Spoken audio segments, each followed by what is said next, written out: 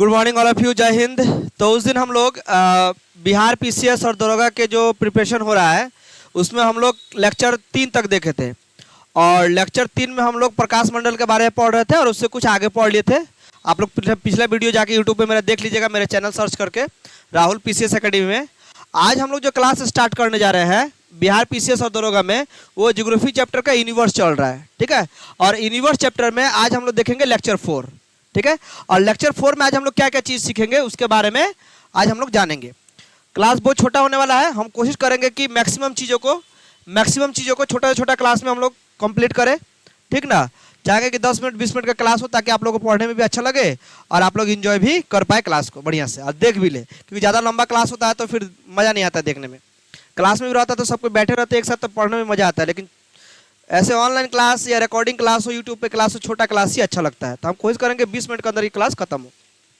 तो उस दिन हम लोग क्या देख रहे थे कि हमारे पास एक सूरज है, हमारे पास क्या एक, बोलते रहो सब कोई, हमारे पास क्या एक सन है, ठीक है। हमारे पास सूरज है जो आसमान हम लोगों को दिखता है, और ये जो सूरज है इसके चारों तरफ से जितने सारे प्रकाश निकल रहा है, इसके चारों तरफ से क्या निकल रहा है, इसके चारों तरफ से जो प्रकाश निकल रहा है उस प्रकाश को हम लोग क्या कहते हैं, प्रकाश मंडल। क्या कहते हैं, प्रकाश मंडल। याद है ना, इसको हम लोग क्या कहते हैं, इसको हम लोग कहते हैं प्रकाश मंडल। याद रहेगा। सूरज के चारों तरफ से, यानी सूरज से निकलने वाले जितना सारा लौ है, जो फ्लेम है, जो बाहर की तरफ जो निकल रहा है उसको हम लोग क्या कहते हैं, प्रकाश मंडल कहते हैं। किससे कहते हैं, प्रकाश मंडल कहते हैं। और प्रकाश मंडल जो है, ठीक है, यहाँ पर और सूरज से निकलने जो प्रकाश मंडल है, यहाँ पर क्या पाया था, एक जो प्रकाश मंडल है इसको हम लोग यहाँ पर जो स्पॉट दिखाई देता है इसको हम लोग कहते हैं क्या, इसको हम लोग क्या कहते हैं, सोलर स्पॉट। इसको हम लोग क्या कहते हैं, सोलर स्पॉट। याद रहेगा, सोलर यानी प्रकाश मंडल के निकलने वाली जो बाहरी जो लौ है, इस लौ को हम लोग सोलर स्पॉट भी बोलते हैं। इस लौ को हम लोग क्या बोलते हैं, सोलर स्पॉट भी बोलते हैं। अच्छा, अब सूरज से जो निकलने वाले जो प्रकाश मंडल है, ये प्रकाश मंडल कहाँ तक जा रहा है, पूरा बाहर तक फैल रहा है। हमारे जो सोलर सिस्टम में जितने भी सारे प्लैनेट्स हैं उन सारे प्लैनेट्स को लगभग सूरज का सारा प्रकाश मिल रहा होगा, है या नहीं। सूरज के अगल बगल में जितने भी सारे प्लैनेट्स होंगे, सूरज के अगल बगल में जितने भी सारे प्लैनेट्स होंगे उन सारी प्लैनेट्स को क्या मिल रहा है। जैसे मानिए कि बुध ग्रह है, ठीक है, एक मिनट, चलिए मान के चलिए कि बुध ग्रह है, ठीक है, ये हो गया आपका बुध ग्रह। बुध ग्रह के बाद हम लोग लेते हैं शुक्र ग्रह, ठीक है। बुध ग्रह के बाद किसको लेते हैं हम लोग, शुक्र ग्रह को। शुक्र ग्रह के बाद हम लोग देखते हैं किसको, पृथ्वी किस रंग का होता है, नीला रंग का। पृथ्वी किस कलर का होता है, नीला रंग का। तो हम लोग पृथ्वी को लेते हैं, ठीक है। तीन को लेकर चल रहे हैं हम लोग, पृथ्वी को लेकर चलते हैं। तो सूरज से निकलने वाले जितने भी सारे वायुमंडल है, सूरज से निकलने वाले जितने भी सारे वायुमंडल है, ये वायुमंडल, ये जो प्रकाश मंडल है, सॉरी वायुमंडल नहीं, प्रकाश मंडल, ये सारे जो प्रकाश मंडल है, ये प्रकाश मंडल हमारे प्लैनेट्स में भी जा रहे हैं। सूरज से निकलने वाली जो प्रकाश है ये हमारे प्लैनेट्स में जा रहे हैं, और जितना सारा प्लैनेट्स में नहीं फैल रहा है, सूरज के अगल बगल यूनिवर्स में चारों तरफ फैल जा रहा है। ये ना हो रहा होगा, यूनिवर्स में चारों तरफ फैल रहा होगा, इसका जो रोशनी होगा ये यूनिवर्स के चारों तरफ फैल जा रहा होगा। क्या, यूनिवर्स के चारों तरफ फैल जा रहा होगा। अच्छा, तो ये प्रकाश मंडल कहाँ कहाँ जा रहा होगा, बुध ग्रह में जा रहा होगा, ठीक है, प्रकाश बुध ग्रह में जा रहा होगा, शुक्र ग्रह में भी जा रहा होगा, साथ में पृथ्वी में आ रहा होगा। पृथ्वी में तो बिना प्रकाश के जीवन पाना और जीवन के साथ जितने भी सारे संसाधन है, खाने पीने की चीज़ें है, पेड़ पौधे हैं, इन लोगों का जीवित रहना लगभग मुश्किल है या नहीं है, लगभग मुश्किल है। इसीलिए सूरज से जो प्रकाश मंडल जो प्रकाश है वो हमारे पृथ्वी तक या अदर प्लैनेट तक पहुंचना जरूरी है, जिसमें कि हमारे पृथ्वी तक पहुंचना सबसे अधिक जरूरी है। अगर प्रकाश हम तक नहीं पहुंचेगा, ठीक है, तो पृथ्वी के ऐसे बहुत सारे काम है जो कि अचानक से रुक जाएगा। सही है गलत, जो कि अचानक से क्या हो जाएगा, रुक जाएगा। इसके बाद देखिएगा ध्यान से इधर, तो ये तो मानिए हो गया हमारा, मिटाते नहीं है, इसको एक साइड में कर देते हैं।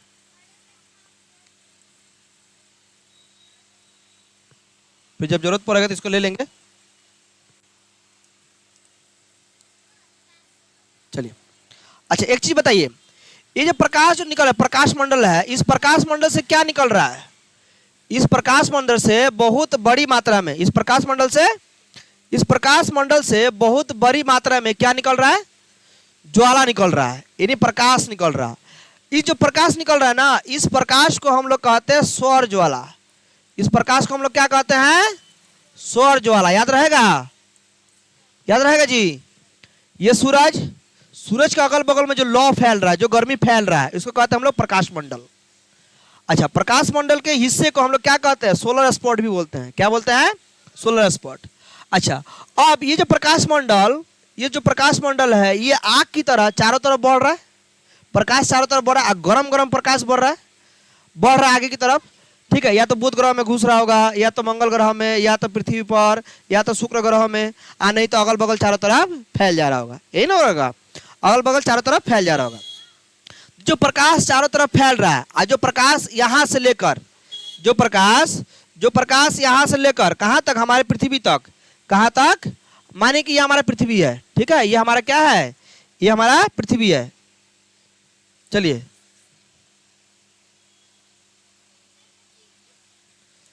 ये हमारा पृथ्वी है। अच्छा, तो प्रकाश तो पृथ्वी तक भी तो आ रहा होगा ना। सूरज से जब प्रकाश आ रहा होगा, तो यही प्रकाश पृथ्वी तक भी आ रहा होगा। यही प्रकाश कहाँ तक आ रहा होगा? यही प्रकाश पृथ्वी तक आ रहा होगा। तो पृथ्वी तक जब ये प्रकाश बह के जब आ रहा है, पृथ्वी तक ये प्रकाश जब बह के आ रहा है, तो इसको हम लोग क्या कहते हैं? सौर ज्वाला कहते हैं। इसे हम लोग क्या कहते हैं? याद रहेगा? सूरज के प्रकाश जब ये बह के पृथ्वी तक आके पहुंच रहा है, तो इसको हम लोग क्या कहते हैं? सौर ज्वाला कहते हैं। और ये हमारे पृथ्वी के वायुमंडल से होकर, ये हमारे पृथ्वी के क्या चीज से होकर? ये हमारे पृथ्वी के वायुमंडल से होकर, ये हमारे पृथ्वी के क्या चीज से होकर?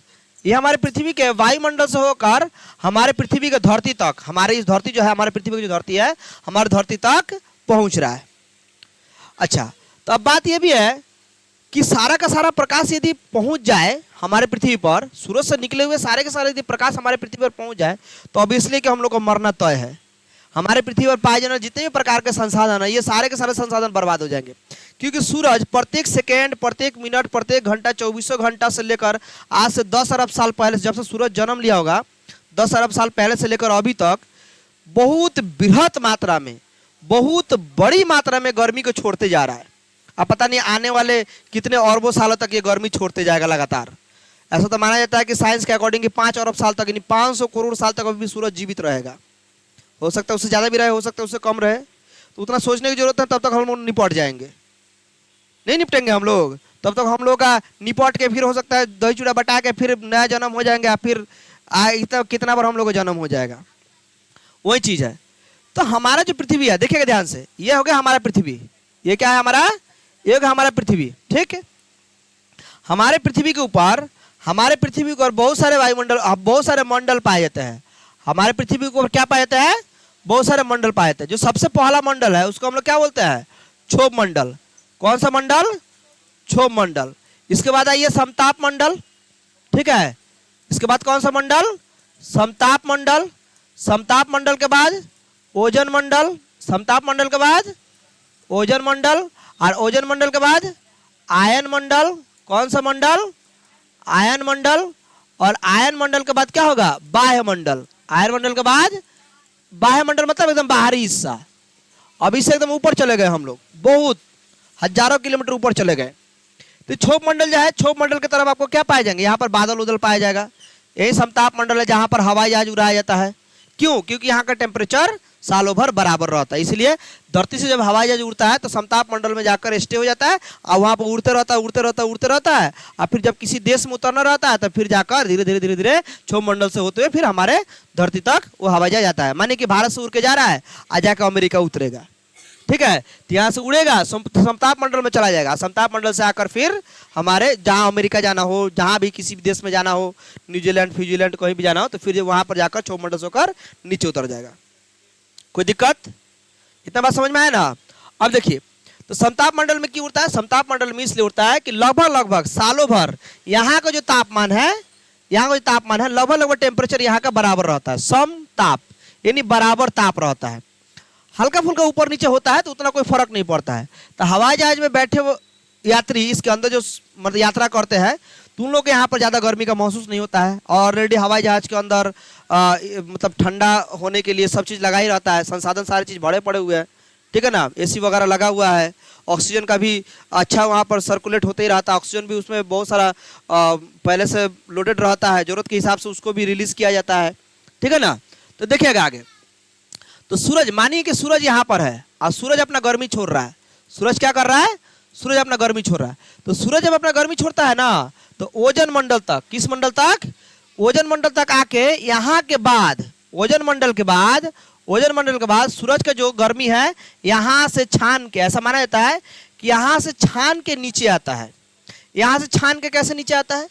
यहाँ से छान के आने का मतलब कि हमारे पृथ्वी पर बहुत सारे पेड़ पौधे पाए जाते हैं। हमारे पृथ्वी पर क्या पाए जाते हैं? हमारे पृथ्वी पर बहुत सारे पेड़ पौधे पाए जाते हैं, और पेड़ पौधे से निकले हुए ऑक्सीजन, हमारे वायुमंडल की या पृथ्वी पर पाए जितने सारे हवा है, वो लगभग 6 मंडल जाके स्टे हो जाता है, इसके ऊपर नहीं जा पाता है। तो सारा हवा का जो ब्लैंकेट है, हवा का जो जमाव है, सब ओजोन मंडल तक ही अंतिम है। तो ओजोन मंडल तक अंतिम है, तो बहुत बृहत मात्रा में, बहुत भारी मात्रा में हवा ओजोन मंडल तक लास्टली है। इसके ऊपर भी आयन मंडल है, लेकिन उसका जो मतलब क्या रेशियो जो है, उसका जो एवरेज है बहुत कम है, बहुत कम है। ओजोन मंडल से ऊपर जाओगे तो हवा का जो प्रेशर है बहुत कम है, हवा का दबाव ओजोन मंडल से हमारे पृथ्वी की तरफ ज़्यादा है। तो यहीं पर क्या कहते हैं, ये हवा जो होता है, हवा सूरज की रोशनी को रोक लेता है, और रोक के जितना जरूरत होता है, हवा का जितना ज़्यादा प्रेशर रहेगा उतना ही छेद के, हवा को छेद के उतना ही हिसाब से पृथ्वी पर क्या पहुंच पाएगा? सूरज की रोशनी पहुंच पाएगा, ठीक है ना। सूरज की रोशनी उतना ही पहुंच पाएगा, इससे अधिक नहीं पहुंच पाएगा। इसका मतलब ये होगा कि हमारे पृथ्वी का यदि वायुमंडल यदि सही रहे, पृथ्वी से बहुत यदि हवा रिलीज होना शुरू हो जाए, पेड़ पौधे यदि ज़्यादा हो, तो ये पेड़ पौधे की जो सारा ऑक्सीजन है, हवा है, जब जाकर अगर ओजोन मंडल में अगर रुक जाए, तो ओजोन मंडल ज़्यादा धूप को अंदर घुसने नहीं देगा, नहीं ना। इसीलिए हर साल अपने बर्थडे पे हम लोग 200-400 का केक कटवाते हैं, खर्चा कर देते हैं। तो कम से कम नियम बनता है कि हर साल अपने बर्थडे में एगो केक ना कटवा के उससे अच्छा कि एगो पेड़ बो दीजिए। एगो स्वस्थ और हरा भरा पेड़, जानकर आश्चर्य होगा कि एक स्वस्थ और एक हरा भरा पेड़ लगभग 1000 लोगों को ऑक्सीजन देता है, बताइए। और एक पेड़, अगर हरा भरा पेड़ को आप जब बड़े होने के बाद उसको अगर आप सेल भी करते, यदि बेचते भी है, तो एक पेड़ का कीमत हमको ऐसा लगता है कि लगभग 20,000 30,000, उससे ज़्यादा भी हो सकता है। जितना अच्छा क्वालिटी का पेड़ लगाइएगा लाखों तक जा सकता है, जिससे इनकम भी होगा, बुढ़ापा भी सुरक्षित रहेगा। तो हम लोग जो काम करना चाहिए वो लोग काम हम लोग नहीं करते हैं। हम लोग सनातन धर्म से भटक के हम लोग चले गए हैं अंग्रेज के ज़माने में, है नहीं। अंग्रेज वाला सारा रीति रिवाज हम लोग अपना लिया है, और हम लोग अपना हिंदू धर्म के सारा रीति रिवाज भुला गए। तो कुछ ऐसा काम कीजिए कि बर्थडे में कि आप खुद के साथ साथ दुनिया भी सुरक्षित हो, समाज भी सुरक्षित हो। चलिए आइए, तो उसी तरह ठीक हमारे पृथ्वी पर अब देखेंगे, यहाँ पर ये हमारे पृथ्वी का वायुमंडल है, ये हमारे पृथ्वी का क्या है, माने कि हमारे पृथ्वी, ये हमारा पृथ्वी है, आप पृथ्वी का ये बाहरी वायुमंडल है। तो बाहरी वायुमंडल में जो प्रकाश जो आ रहा है, बाहरी वायुमंडल जो प्रकाश जा रहा है, इसी प्रकाश को हम लोग क्या कहते हैं? सौर ज्वाला कहते हैं। इस प्रकाश को हम लोग क्या कहते हैं? सौर ज्वाला कहते हैं। अब पृथ्वी क्या करते रहता है? सारे के सारे धूप को अपने तरफ खींचते रहता है। पहले धूप यहाँ तक आता है, उसके बाद ओजोन मंडल को पार करके, क्योंकि ओजोन मंडल तो बहुत ज्यादा हवा है, ओजोन मंडल को पार करके पृथ्वी तक घुसता है। अच्छा, इसमें भी एक चीज है, क्या चीज है इसमें देखिएगा,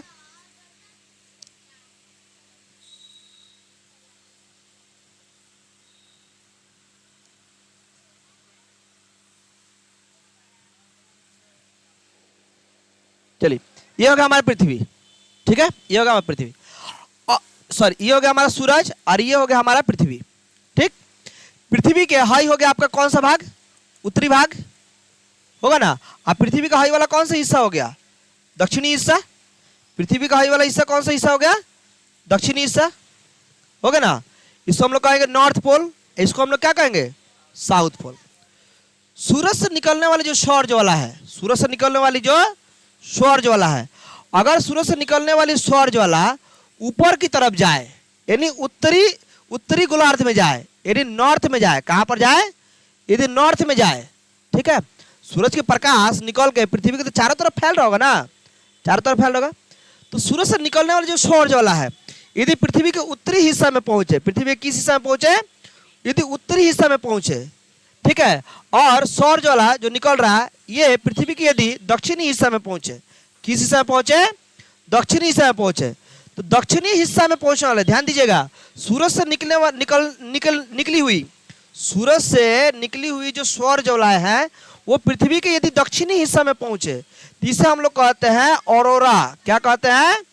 ऑरोरा ऑस्ट्रियोलिस। क्या कहते हैं इसको हम लोग? ऑरोरा ऑस्ट्रियोलिस कहते हैं। ऑस्ट्रियोलिस, ठीक है ना, ऑरोरा ऑस्ट्रेलियस कहते हैं। ठीक, सूरज से निकलने वाली जो सौर ज्वाला है यदि पृथ्वी के दक्षिणी हिस्से में पहुंचे तो उसे हम लोग क्या कहते हैं? ऑरोरा ऑस्ट्रियोलिस कहते हैं। क्या कहते हैं इसको हम लोग? ऑरोरा ऑस्ट्रियोलिस कहते हैं। और सूरज से निकलने वाली जो सौर ज्वाला है यदि पृथ्वी के उत्तरी हिस्से में पहुंचे, पृथ्वी के किस हिस्से में पहुंचे? पृथ्वी के यदि उत्तरी हिस्से में पहुंचे तो इसे हम लोग क्या कहेंगे? ऑरोरा बोरियोलिस। क्या कहेंगे इसे हम लोग? ऑरोरा बोरियोलिस। याद रहेगा, इसे हम लोग कहेंगे ऑरोरा बोरियोलिस। क्या कहेंगे इसे हम लोग? ऑरोरा बोरियोलिस। और इसको हम लोग क्या कहेंगे? ऑरोरा ऑस्ट्रियोलिस।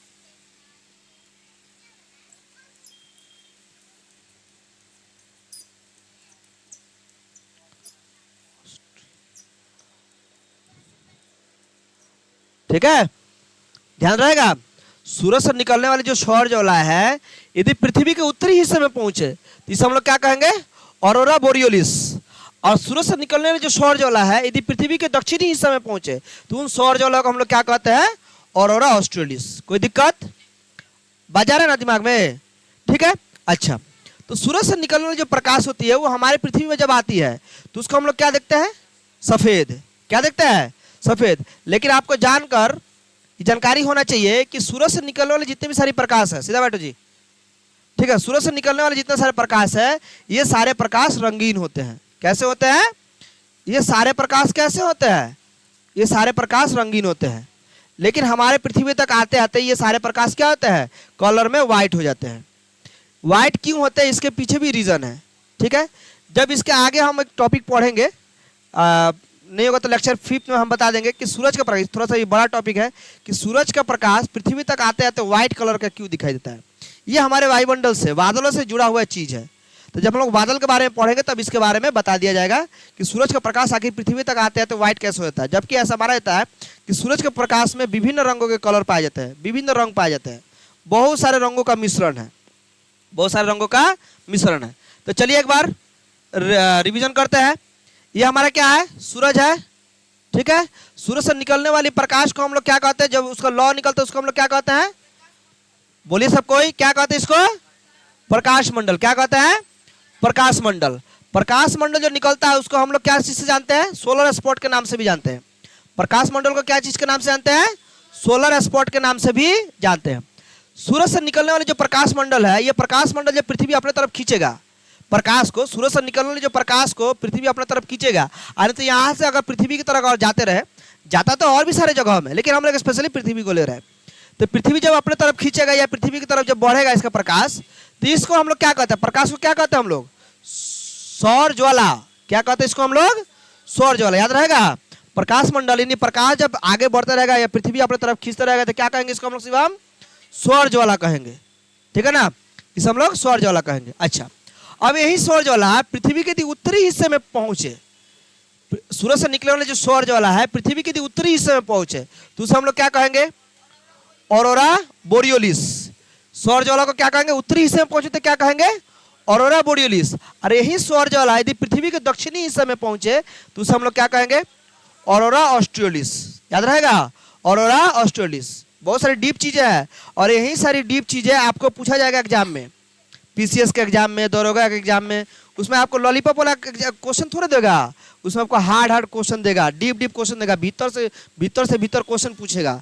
तो आप इन सारी चीज़ों को अगर याद रखेगा तब है ना कैसे क्वेश्चन बनाएगा कि सौर ज्वाला, सूरज से निकली हुई सौर ज्वाला यदि पृथ्वी के उत्तरी हिस्से में पहुंचे तो उसे हम लोग क्या कहते हैं? ऑरोरा बोरियोलिस। अच्छा, सूरज से निकली हुई सौर ज्वाला यदि पृथ्वी के दक्षिणी हिस्से में पहुंचे तो उसे हम लोग क्या कहेंगे? ऑरोरा ऑस्ट्रेलियस कहेंगे। कोई दिक्कत समझ में आ गया? अब इसके बाद जो हमारा टॉपिक है वो टॉपिक है हमारे सौर मंडल के बारे में। किसके बारे में? सौर मंडल। इसके बाद हम लोग देखेंगे सौर मंडल। और सौर मंडल में जो सबसे पहला टॉपिक है, सौर मंडल में भी, सौर मंडल को भी पढ़ने से पहले हम लोग जानेंगे क्षुद्र ग्रह के बारे में। किसके बारे में जानेंगे?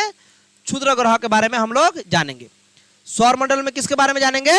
क्षुद्र ग्रह को बारे में हम लोग जानेंगे। तो सबसे पहले हम लोग सौर मंडल देखेंगे और सौर मंडल के बाद हम लोग क्षुद्र ग्रह को देखेंगे। एस्ट्रॉयड, नाम सुनेंगे, एस्ट्रॉयड, कॉमेट्स, ठीक है ना, इन सारी चीजों के बारे में जानेंगे।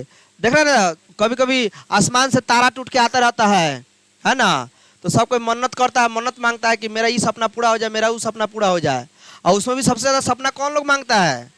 ठीक है ना, समझ रहे होंगे, इसका कहने की कोई जरूरत नहीं है। जैसे ही तारा टूट के आता रहता है, जैसे तारा टूट के आता रहता है, तो ये संबंध मेरा पूरा हो जाए, वो चीज मेरा पूरा हो जाए। सर उसको क्लोज करवाइए, भीतर बुला के बात कीजिए, ठीक है ना। आ रही बात समझ में? तो मेरा ये मन्नत पूरा हो जाए, मेरा वो मन्नत पूरा हो जाए। जबकि मन्नत क्या मांगना चाहिए? मन्नत एक्चुअली मांगना चाहिए कि मेरा पढ़ाई पूरा हो जाए, सफलता हासिल कर ले, नौकरी जल्दी जल्दी हम लोग कर ले। तो वो सब मन्नत नहीं मांगेंगे, हम लोग मन्नत मांगेंगे कि हो दे, देवी जी है तो देवी जी के साथ मेरा रिश्ता पूरा हो जाए। है अरे बेहुदा। तो तुम लोग जब जानोगे ना कि आखिर में एस्ट्रॉयड है क्या, हम लोग उसको कहते हैं कि टूटा हुआ तारा। कोई टूटा हुआ फूटा हुआ तारा नहीं है, एस्ट्रॉयड पत्थर का टुकड़ा है। एस्ट्रॉयड क्या है? क्षुद्र ग्रह क्या है? पत्थर का टुकड़ा है। अब पत्थर का टुकड़ा टूट के या क्षुद्र ग्रह से, ठीक है, अलग होके हमारे पृथ्वी की तरफ या किसी भी दूसरे ग्रह की तरफ बढ़ते रहता है। इसमें सबसे ज्यादा बड़ा योगदान है मंगल ग्रह का और बृहस्पति ग्रह का। इसको हम लोग समझेंगे। देखिए कैसे, ये हो गया हमारा सूरज, यह क्या हो गया? ये हो गया हमारा सूरज, सन, ठीक है। सन के चारों तरफ, सन के आगे क्या पाए जाएंगे? हमारे प्लैनेट्स पाए जाते हैं। क्या पाए जाते हैं हमारे? कलर इसका क्यों चेंज हो गया? चलिए, क्या पाए जाएंगे हमारे? 1 2 3 4 5 6 7, अभी तक 8 को ना है, एक तो गायब ना हो गया है। प्लूटो को हम लोग नहीं गिन रहा, गायब नहीं हुआ है। प्लूटो को हम लोग गिनना बंद कर दिया 2006 के बाद से। क्यों? क्योंकि सूरज से बहुत दूर पर है और बहुत छोटा बौना ग्रह है, ड्वार्फ प्लैनेट कहा जाता है। बहुत बौना ग्रह होने के कारण उसको अब नहीं गिना जाता है। आइए देखिए इसके बाद, तो ये क्या हो गया?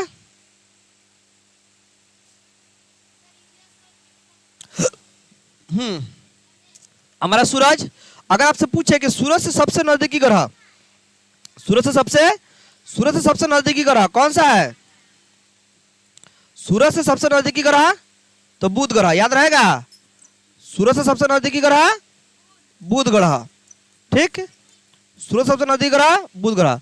सूरज से दूसरा नंबर का ग्रह कौन सा है? कौन बताएगा? सूरज से दूसरा नंबर का ग्रह शुक्र ग्रह। सूरज से दूसरा नंबर का ग्रह कौन सा है? शुक्र ग्रह, ठीक है, याद रहेगा ना। सूरज से तीसरा नंबर का ग्रह कौन सा है? शुक्र ग्रह। दूसरा नंबर का तो उठाओ, तो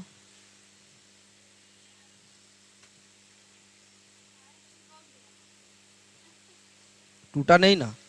चलिए देखिए, तो सूरज से दूसरा नंबर का ग्रह कौन सा है?